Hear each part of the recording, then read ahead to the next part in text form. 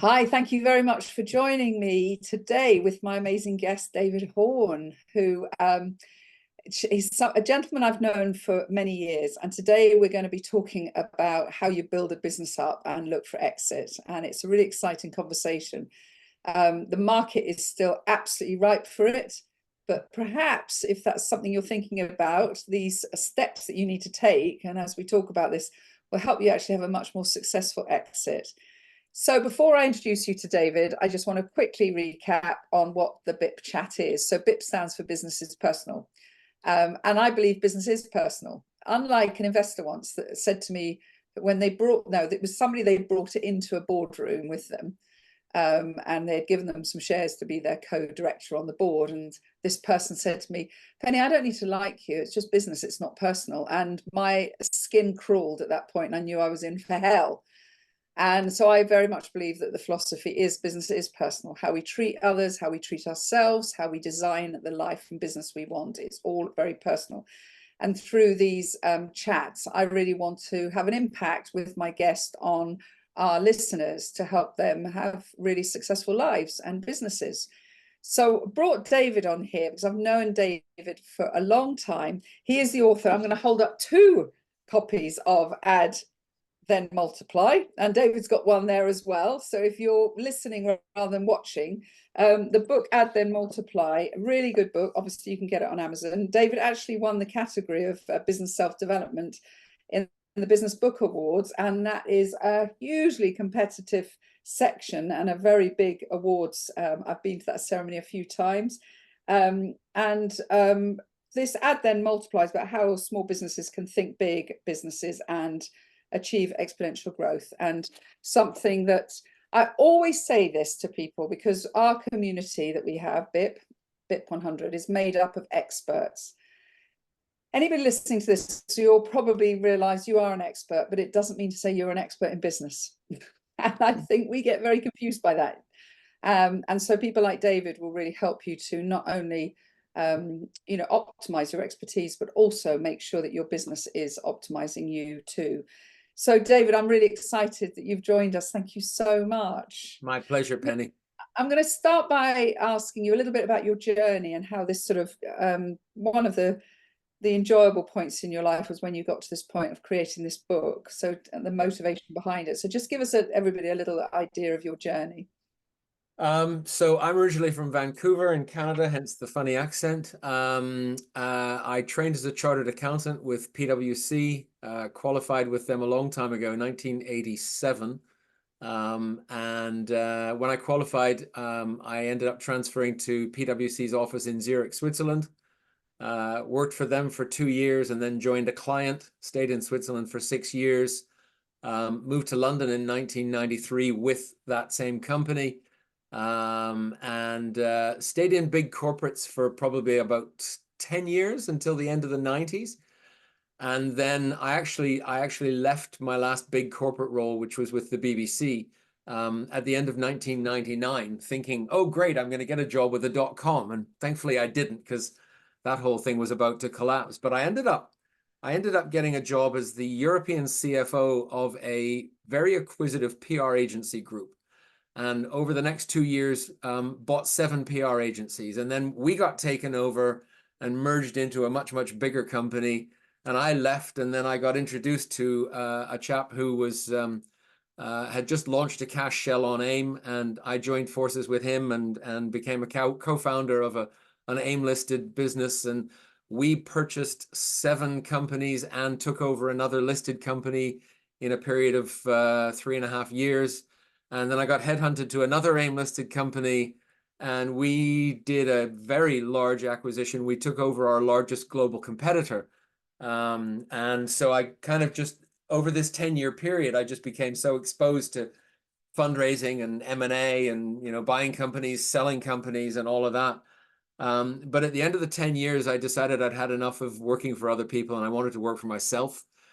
So I launched my own business, and that was a fascinating experience. It probably took me 5 or 6 years to really figure out what it was that I did and was good at and people wanted to pay for.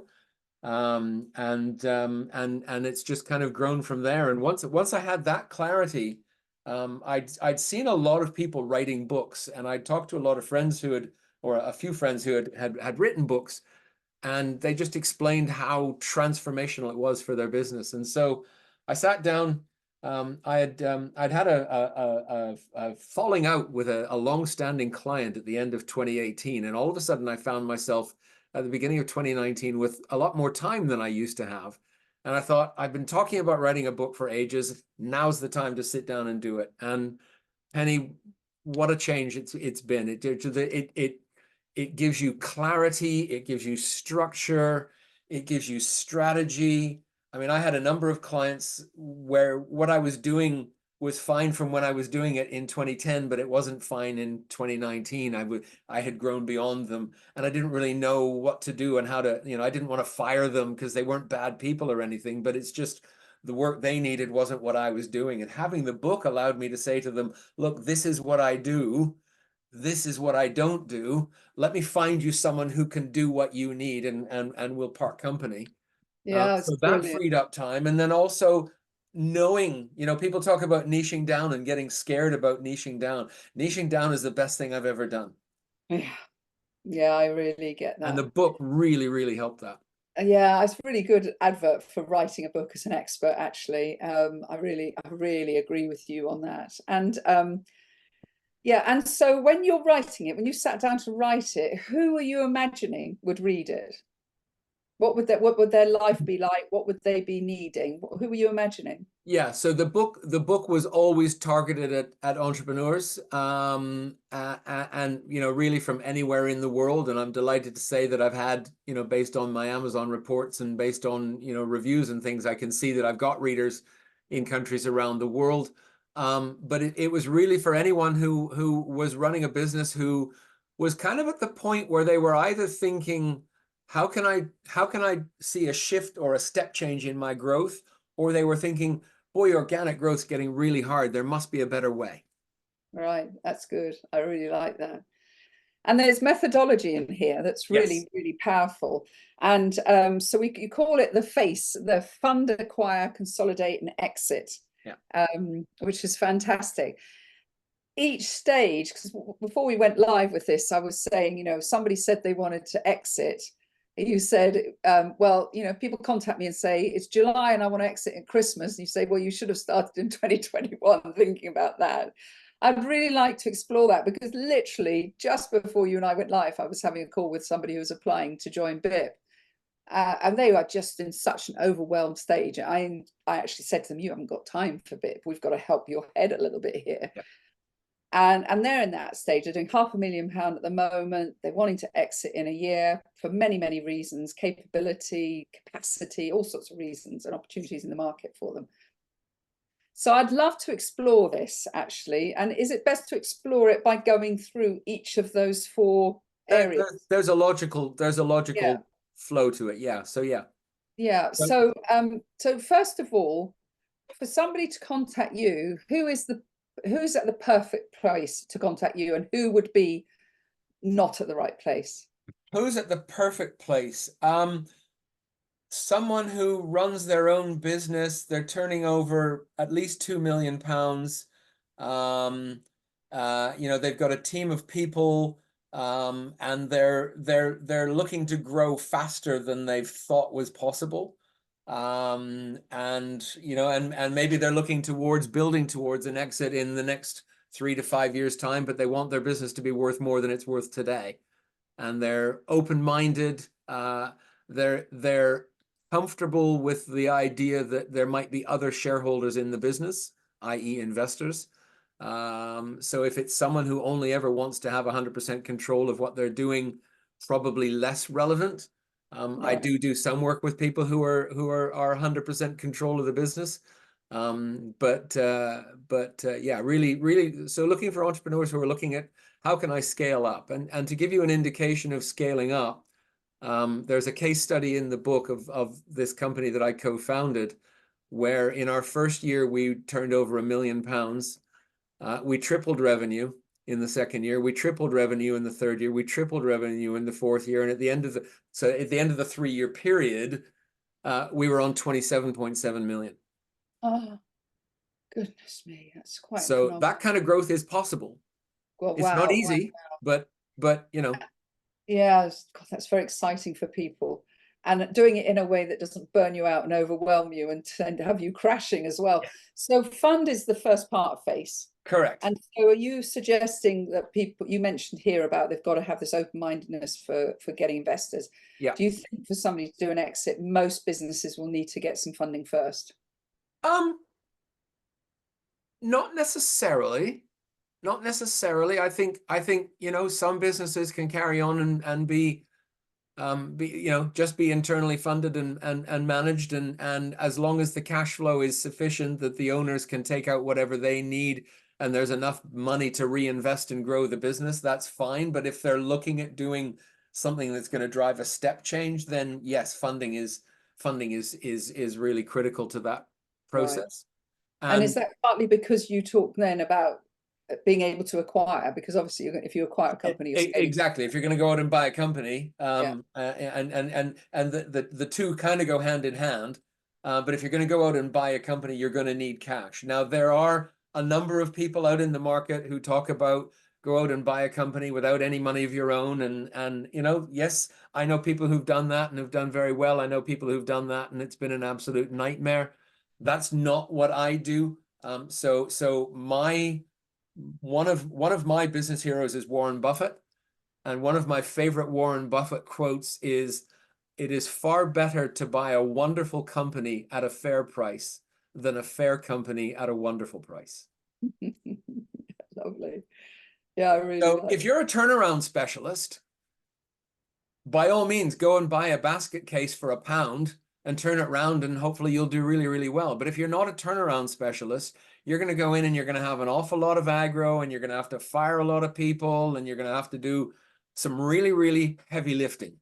Whereas if you find a good business, or indeed a wonderful business, and can buy it for a fair price, then put it together with your business and potentially with other business, and that's where the C of Consolidate comes in, Right. then the incremental growth in valuation can be substantial. Yeah. So that's the Consolidate. So you've got fund, acquire, consolidate. Yep. And then the exit. And then the exit. And the exit point, really, obviously, you're working on that all the way through the fund, acquire, and consolidate, because you're already thinking about your operations and yes. And obviously, and I imagine lifting the founder out a little bit so that the business isn't founder dependent. Very much so. And in fact, for an exit, that is absolutely crucial, because Right. it's very rare where a buyer will come along and say, actually, I want the founder to stay. There are sometimes cases. I know one, although it was a guy who sold a software company to a private equity house, and he pitched it to them as wanting to do a roll-up. So where he went out and bought a bunch of more companies with the private equity house's backing. It's quite a story, actually. This guy's written a book too. But he sold 77% of his company to a private equity house and stayed on with them for 4 years and executed a roll-up strategy. And they grew so big that 4 years later, when he sold the remaining 23% of the company that he held, it was worth 3 times what he sold the 77% for. Wow, what an amazing story. Yeah. Wow. What sector was he in then? Software. Software. Yeah, that's tremendous. That's tremendous. So what strikes me is that I've written down 4 elements of what I observe in you, and obviously I've known you for a while now and listened to you and seen you, read your book and all this, is you have a really rare combination of talent. So you're obviously great with numbers. That you can eat numbers for breakfast. Yep. You're really comfortable with numbers. Yeah. You've definitely got a coaching mentality with people. I mean, and I think so that's the second. There's this experience, this wisdom you've got that gives empathy, because you've done it. So you're not just talking academically about the subject. Right. Yep. You know it. And then you also have amazing connections. And those 4 things, I think, are just quite a rare combination. And you're not aligned to a large company. No. Where you're just opening a door and passing it across to loads of people within a company. you're obviously, must get quite emotionally, I know not necessarily in a bad way, but must get very emotionally involved in these clients and I do.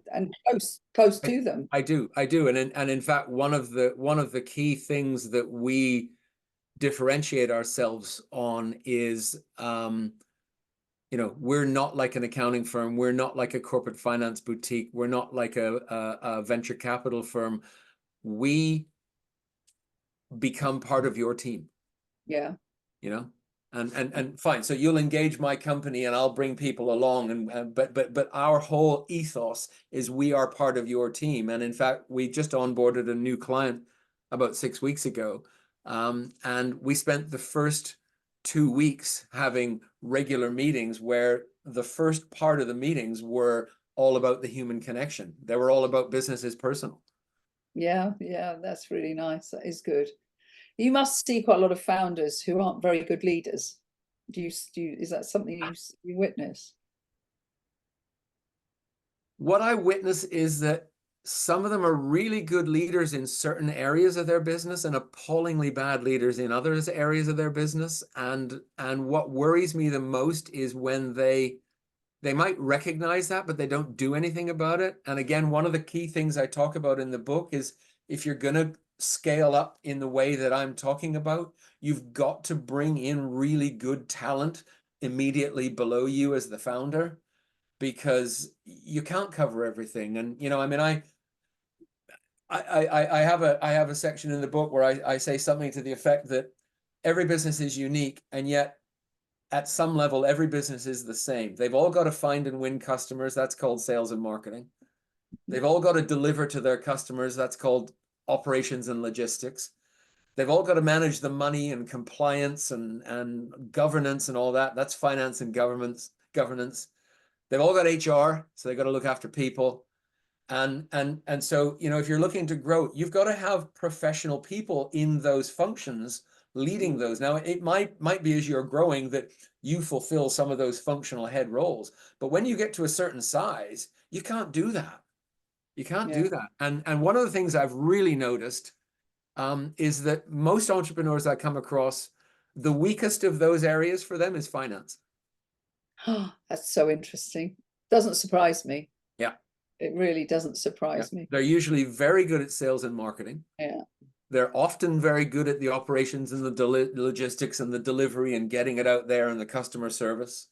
Some of them are good at HR, some of them are not. A few of them are good at finance, but most of them are not. And does that mean they're not really investing in a team properly either into that? Well, for those who recognize that they're not and want to grow, they have to invest in a team. If they don't invest in a team, it becomes kind of a, you know, imagine a three-legged stool and you take one of the legs out and it just falls over. Yeah, absolutely.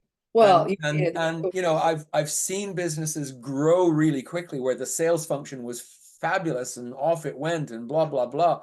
And 3 months down the line, they nearly bust because they haven't collected on any of the sales. Oh, gosh. That's terrible, isn't it? Yeah, it's and also, I mean, I was trained to, you don't have a sale until the money's in the bank anyway. Exactly. You know, exactly. It's yeah, and people who just are not looking at how long their pay, can't think of the word for it, but how long it is before they're getting paid. You know, some people, they're just not chasing the money, and then they forget that they've got to pay VAT and they've got to pay PAYE and they've got to pay corporation tax, and they look at the bank account and think, oh, hey, this is good, and then all of a sudden they get a VAT bill for 100 grand. I agree with you about what you've observed there, and I think why are entrepreneurs not excited by seeing the money come in? It's really interesting. Yeah. I don't know, and I guess because I'm so close to that side of it, it's hard for me to step back. Yeah, I don't know. I mean, part of it, I think, is, and this is sort of a wider societal thing, but we're not taught about money and finance in schools. Yeah, I know and we should be. Yeah, I mean, I always think Brits particularly find asking for money embarrassing. It's like not just Brits. Not just Brits. No. They don't want to look like they need it. No. Yeah. And it's a real cultural challenge. I think that it's Yeah.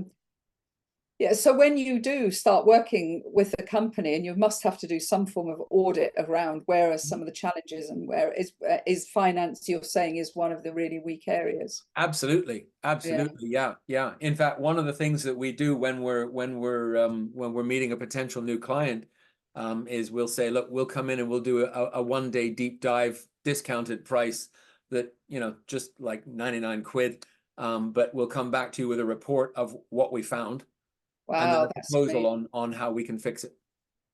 Right, that is amazing. So that's like the kiss. That's like the Yeah, first kiss, isn't it? exactly. Yeah, and that's really powerful. I like the thought of that. I like sharing that with anybody that's listening to this, because I think that's a real gift, because that's obviously, you know, where your expertise starts, is the money in the Correct. numbers. And if you're going to exit a business, it's ultimately the numbers Yep. that are going to be really critical to that. Yep.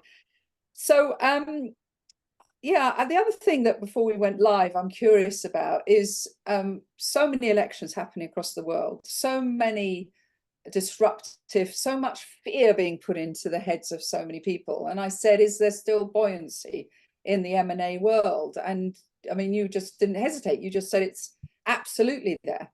Yeah, I mean, the mega deals aren't happening to the level they are, to the level they used to. I have one client, but I mean, at SME level, they're still transacting. You know, especially as we were saying, you know, with the baby boomers getting closer and closer to 70 years.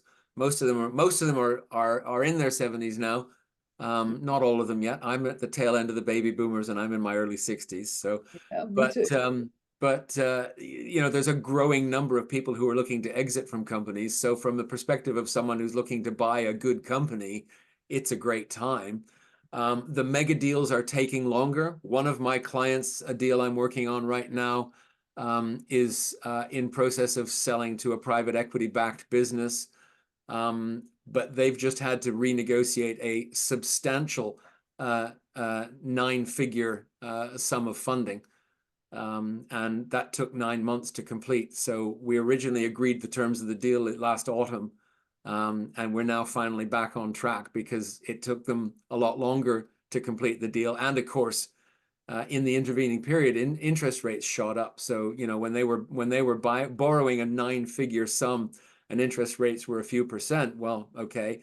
And now you're borrowing a 9-figure sum, and base rates are now like 5%. So then there's margin on top. So you know, Yeah, if you just imagine 5% on 100 million, that's 5 million. That's a yeah, lot of money. yeah. So these acquisitions, this and most ways that people are exiting is they're exiting obviously to larger companies. Usually to larger companies. Yeah. There are people that I work with who are following my methodology now, and I'm working with them to build up a pool of companies. So, you know, it might be that you're a specialist in a particular industry, and let's just say HVAC, heating, ventilation, and air conditioning. Right. And you've got a company in London, and then you decide to buy a company in Leeds, and then you decide to buy a company in Glasgow, and then you decide to buy a company in Manchester, and all of a sudden you can offer your clients UK-wide distribution, service, etc., just Right. from 4 little companies that previously had, you know, just their own local markets. But all of a sudden, by strategically growing into those locations, you can now go to national accounts, and you can say, hey, I Right. can service you in anywhere, you know, and I've got an SLA where I've got to be there within, I don't know, 3 hours or whatever it is. And you can deliver against that.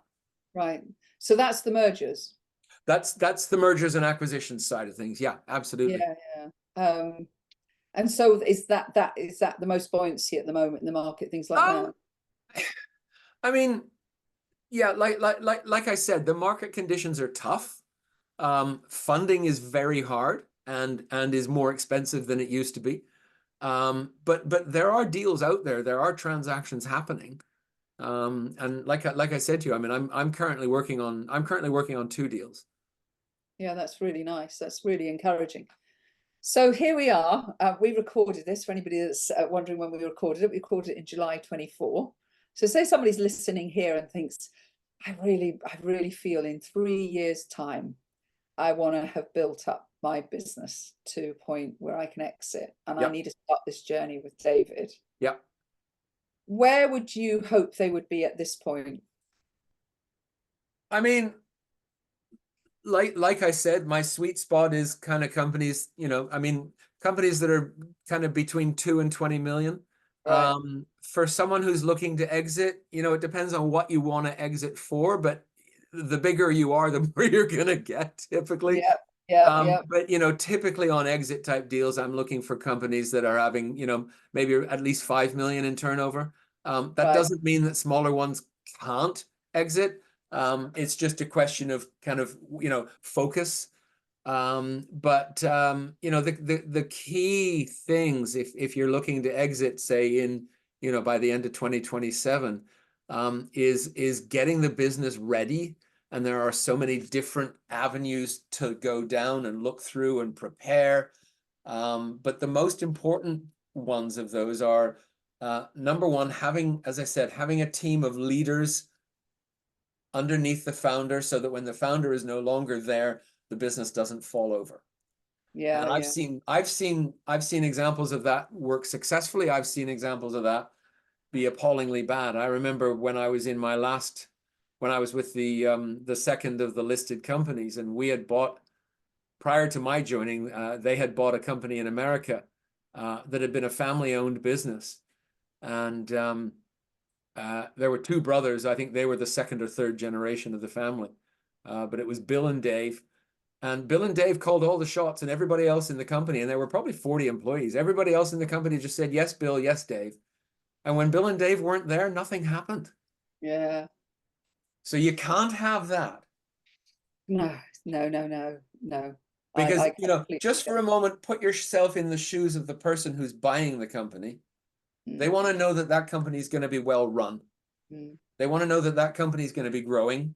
So again, if whatever you can do to show a nice 3-year growth story towards your exit will play hugely towards your valuation.